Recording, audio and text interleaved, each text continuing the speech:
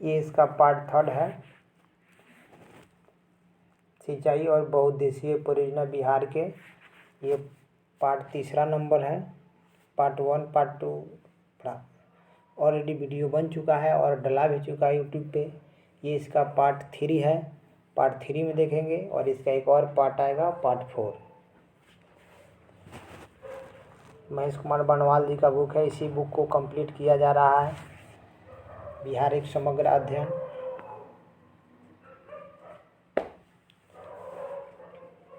एक समग्र अध्ययन बिहार लोक सेवा आयोग एवं सभी राज्य स्तरीय परीक्षाओं के लिए समान रूप से उपयोगी है।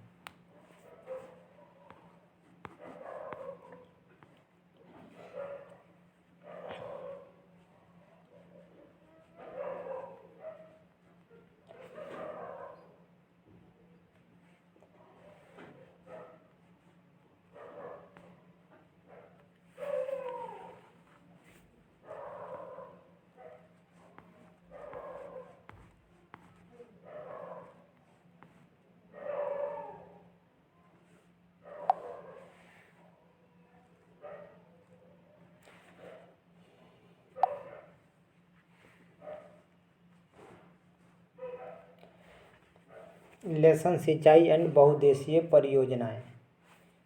पाठ का नाम है, लेसन का नाम है सिंचाई एवं बहुउद्देशीय परियोजना। बहुउद्देशीय परियोजना पढ़ रहे हैं।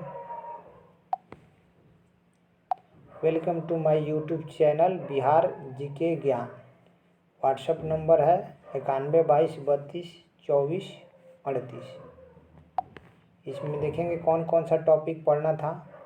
देखिए, बिहार में सिंचाई परियोजना हो गया है। सिंचाई क्षमता, वृहद एवं माध्यम सिंचाई, लघु सिंचाई। बिहार में सिंचाई के साधन भी हो गया है। नहर के बारे में 2 पार्ट में जान चुके हैं।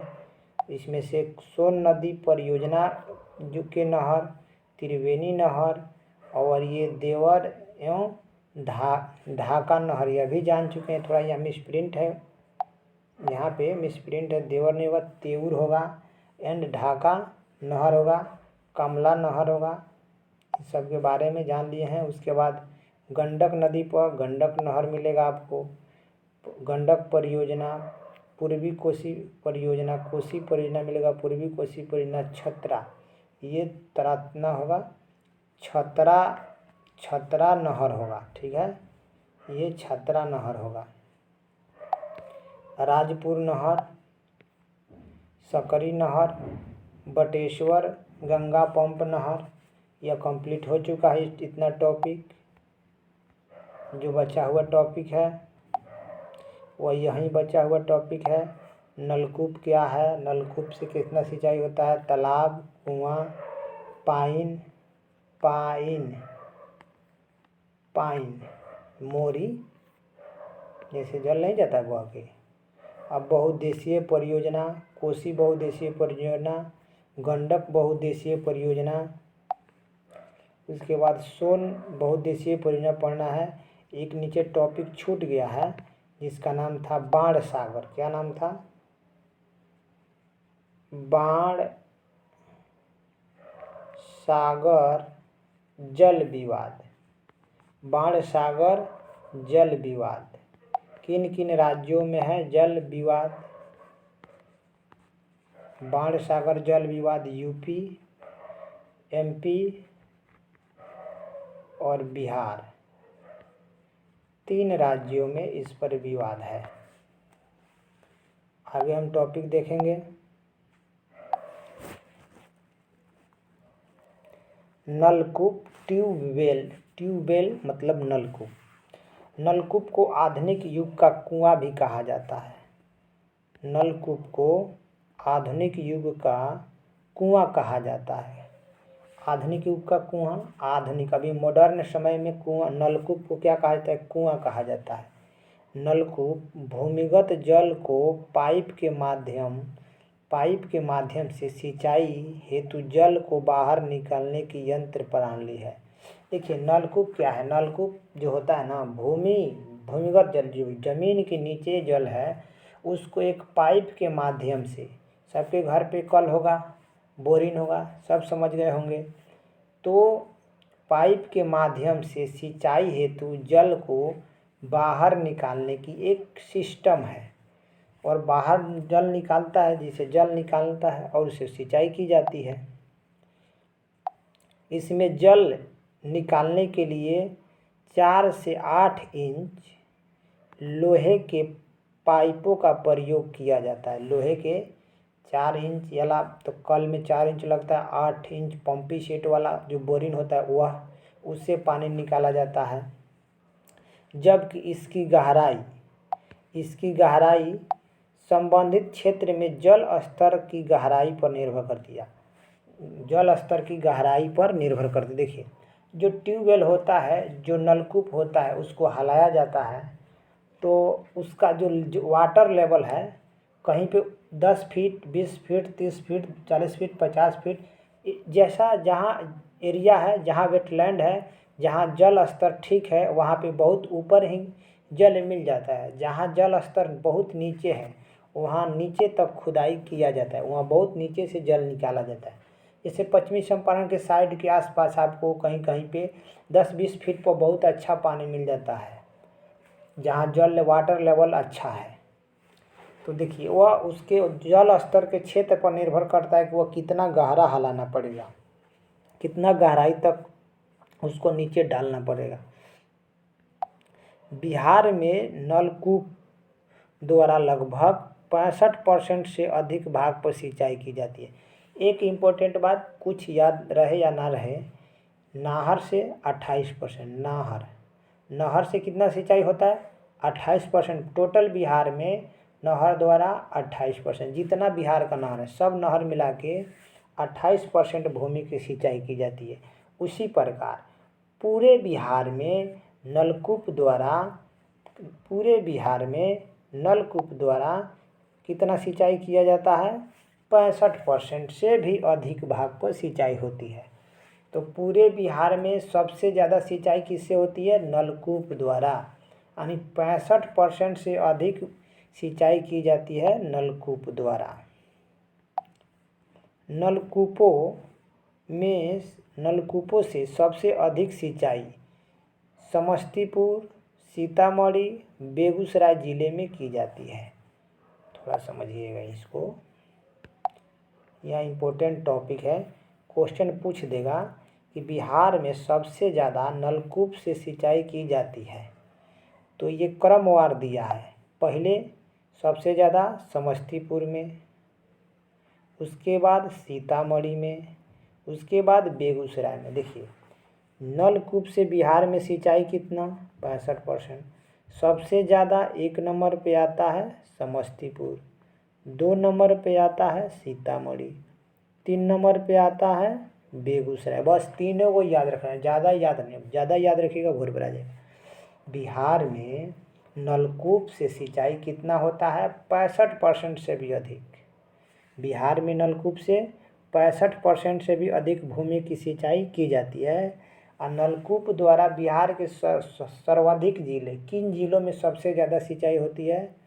तो वह 3 अग्रणीय 3 जिला है बिहार के, जिनमें सबसे ज़्यादा नलकूप से सिंचाई की जाती है। सबसे ज़्यादा नलकूप से सिंचाई की जाती है समस्तीपुर, सीतामढ़ी, बेगूसराय। एक बार और रिपीट कर दें, सबसे ज़्यादा समस्तीपुर, दूसरा नंबर पे सीतामढ़ी, तीसरा नंबर पे बेगूसराय, तीसरा नंबर पे बेगूसराय, तीसरा नंबर पे कौन जिला आता है? बेगूसराय आता है। तीसरा नंबर पे कौन जिला आएगा? बेगूसराय आएगा। 1 नंबर पे कौन जिला आएगा?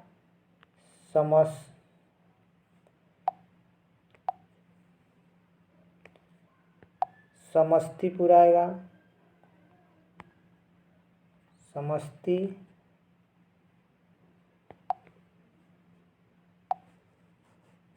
समस्तीपुर आएगा। दूसरा नंबर पे कौन आएगा? सीतामढ़ी आएगा, सीतामढ़ी। तीसरा नंबर पे कौन जिला आएगा? बेगूसराय आएगा, बेगूसराय।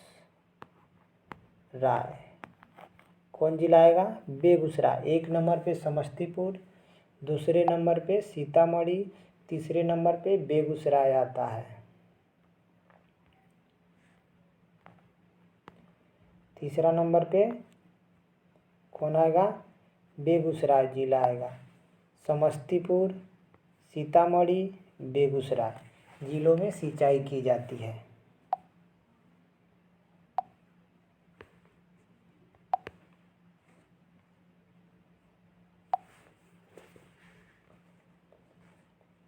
अब बात कर लेते हैं तालाब से, पौंड। तालाब से प्राचीन काल से ही भारत में तालाब द्वारा सिंचाई का प्रचलन रहा है। समझिएगा, सबसे पहले कोई साधन नहीं था सिंचाई का, तो तालाब था। और यह तालाब से सिंचाई की परंपरा जब से इंसान खेती करना सीखा तब से चला आ रहा है। पेड़ पौधों की सिंचाई की यह व्यवस्था तो प्राचीन काल में क्या हुआ कि यह सबसे पुराना, अगर क्वेश्चन आ जाए कि सबसे पुराना सिंचाई के कौन से संसाधन है, तो सबसे पुराना तालाब है, क्योंकि प्राचीन काल से ही तालाब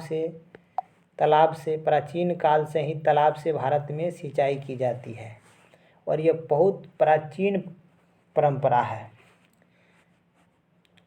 भूमि पर बड़े बड़े गड्ढों में वर्षा काल का जल एकत्रित होने से तालाब का निर्माण होता है। अब तालाब बनता किससे है? तो भूमि पे बहुत बड़े बड़े, कोई प्राकृतिक गड्ढा है तो कहीं पे मानव निर्मित गड्ढा है। अब इन गड्ढों में जब बारिश का समय होता है तो पानी एकत्रित यानी इकट्ठा होते होते उस भर जाता है। तालाब बहुत दिन तक नहीं सूखता है, जिससे इन तालाबों से बिहार में क्या होता है, बिहार नहीं देश भर में भी सिंचाई की जाती है। अब बिहार के संदर्भ में हम बात करें तो बिहार में सिंचाई के लिए तालाब का उपयोग पूर्णिया को छोड़कर राज्य के लगभग सभी जिलों में किया जाता है। अब देखिए, कह रहा है कि बिहार में तालाब से सिंचाई पूर्णिया को छोड़कर बिहार के सभी जिलों में की जाती है। तो क्या हम सभी जिलों के याद नाम रखेंगे? नहीं। जहाँ पे सिंचाई तालाब से नहीं होती है उसी को याद रखेंगे। जहाँ पे तालाब से सिंचाई नहीं होती है उसी को हम लोग याद रखेंगे, क्योंकि बिहार में 28 जिला है। कहाँ कहाँ पे तालाब से सिंचाई होता है इसे क्लियर हो गया। एक पूर्णिया का नाम याद रखिए, पूर्णिया में तालाब से सिंचाई नहीं होता है और बिहार के सभी जिलों में तालाब से सिंचाई होता है। कहीं पे ज़्यादा होता होगा तो कहीं पे कम होता होगा। क्योंकि अब देखिए, पूर्णिया में क्यों नहीं सिंचाई होता है, इसका रीजन और कारण भी दे दिया है। क्योंकि पूर्णिया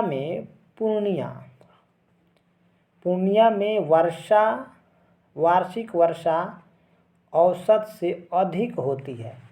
यानी जितना वार्षिक वर्षा होना चाहिए उससे ज़्यादा वर्षा पूर्णिया जिला में, और पूर्णिया जिला किशन में हो जाता है।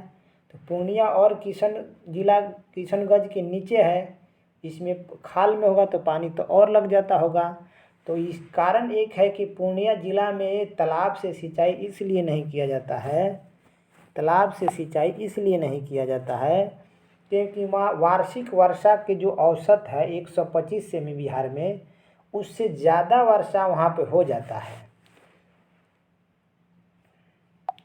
तालाब का उपयोग सिंचाई के साथ साथ मत्स्य पालन के लिए भी किया जाता है। अब तालाब से डबल फायदा क्या है? पहला फायदा है कि तालाब से तो एक भूमि की सिंचाई हो जाएगा, दूसरा फायदा है कि उसमें मत्स्य पालन कर लीजिएगा, तीसरा फायदा यह है कि जो गांव देहात के हैं उसमें अपने पशुओं को नहला धुला सकते हैं, तीसरा काम यह भी हो जाएगा।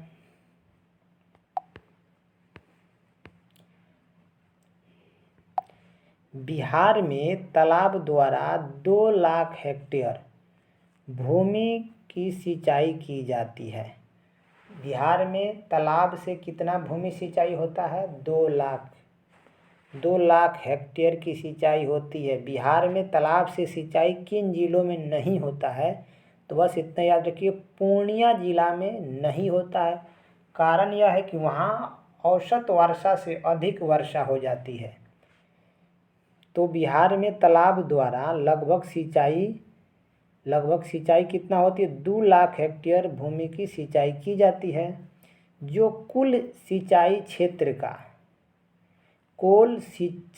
क्षेत्र का 15%, कुल जितना सिंचाई होता है राज्य में उसका अकेले 15% तालाब से होता है। कितना? 15% तालाब से होता है, 15.34% तालाब से होता है। राज्य की 80% सिंचाई क्षमता का उपयोग धान और गेहूं की फसल के लिए किया जाता है। यह पॉइंट मत भूलिएगा। राज्य में 80% सिंचाई का प्रयोग किस लिए किया जाता है? राज्य में 80% सिंचाई क्षमता का उपयोग धान और गेहूं की ही फसल के लिए किया जाता है।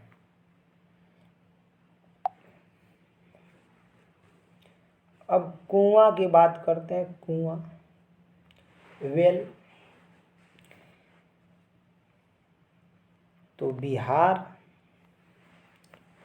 बिहार के मैदानी भागों में जाहिर सी बात है, कुआं जो खोदाता है वहाँ की मिट्टी नरम होना चाहिए, मैदान समतल होना चाहिए।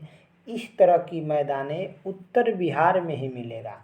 तो कुआं भी किधर होगा? सबसे ज़्यादा उत्तर बिहार के साइड में ही होगा। उत्तर बिहार के साइड में कुआं होगा। पढ़ लेते हैं। बिहार के मैदानी भागों में कोमल मिट्टी वाली भूमि पाई जाती है। पता चल गया? उत्तर बिहार में कोमल मिट्टी वाली भूमि पाई जाती है, जैसे जलोढ़ मिट्टी। उत्तर के मैदान है जलोढ़ मिट्टी, जहाँ कुओं की खुदाई आसानी से की जा सकती है। यहाँ कच्चे और पक्के दोनों प्रकार के कुएं से सिंचाई की जाती है। कुओं से की जाने वाली सिंचाई में अरहर, मोठ, कुड़ी आदि का प्रयोग किया जाता है। समझिएगा, बिहार में कुआं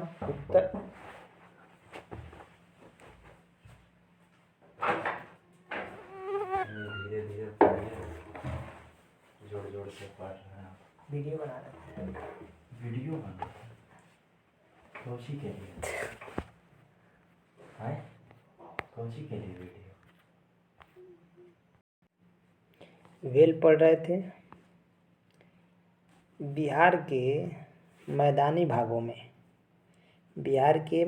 भागों में कुएं खोदा जा सकता है, जिसका एक ही रीज़न है कि उत्तर बिहार के उत्तर के मैदानों में जो मिट्टी पाई जाती है वह जलोढ़ मिट्टी होती है, और जलोढ़ मिट्टी कोमल होती है और समतल मैदान होता है, जिससे बिहार में कुएं खोदा जा सकता है।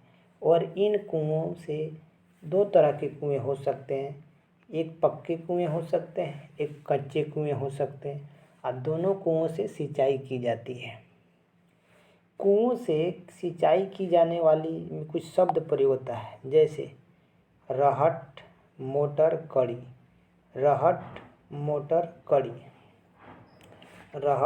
मोटर, कड़ी का प्रयोग किया जाता है। लघु सिंचाई